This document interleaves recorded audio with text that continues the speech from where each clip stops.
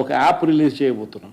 రాష్ట్రంలో ఎక్కడైనా కానీ ఎవరికైనా కానీ ఏ అధికారితో అయినా కానీ హరాస్మెంట్కి ఎవడైనా లోన్ అయితే ఆ యాప్ లేకపోయి నీకు ఏ రకంగా అన్యాయం జరిగింది అని, ఫలాని అధికారి నన్ను ఫలాని రకంగా ఫలాని వాడి ఇన్ఫ్లుయెన్స్లో నన్ను అన్యాయంగా నా మీద కేసు పెట్టి నన్ను చిత్రహింస పెట్టినాడు అని చెప్పి ఎవడైనా కూడా యాప్ ద్వారా ఆ అధికారి పేరు దగ్గర నుంచి ఆయనకు జరిగిన ఏ పరిస్థితుల్లో ఆయన ఏ రకంగా ఇబ్బంది పడ్డాడు అనేది ఆయన చెప్పచ్చు.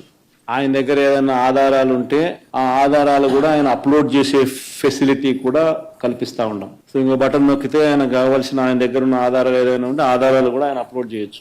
వీడియోలు కానీ నీకు ఇంకా వేరే సాక్ష్యాలు కానీ ఏమైనా ఉంటే మీ దగ్గర ఉంటే మీరు చేయండి. ఆ యాప్ ద్వారా మన డిజిటల్ లైబ్రరీ మన దగ్గర ఉన్న మన సర్వర్లలోకి మన డిజిటల్ లైబ్రరీలోకి వచ్చేస్తుంది. రేపొద్దున మనం ముఖ్యమంత్రి అయిన తర్వాత ఆ డిజిటల్ లైబ్రరీ మనం ఓపెన్ చేస్తాం. మనం వచ్చిన తర్వాత అవి ఓపెన్ చేసి ఎవడెవడైతే మన కార్యకర్తలను అన్యాయం చేసినారో వాళ్ళందరినీ కూడా చట్టం ముందర ఏ రకంగా నిలబెట్టాలనో ఆ రకంగా నిలబెట్టించి అందరినీ కూడా సినిమా చూపించే కార్యక్రమం మాత్రం జరుగుతుంది.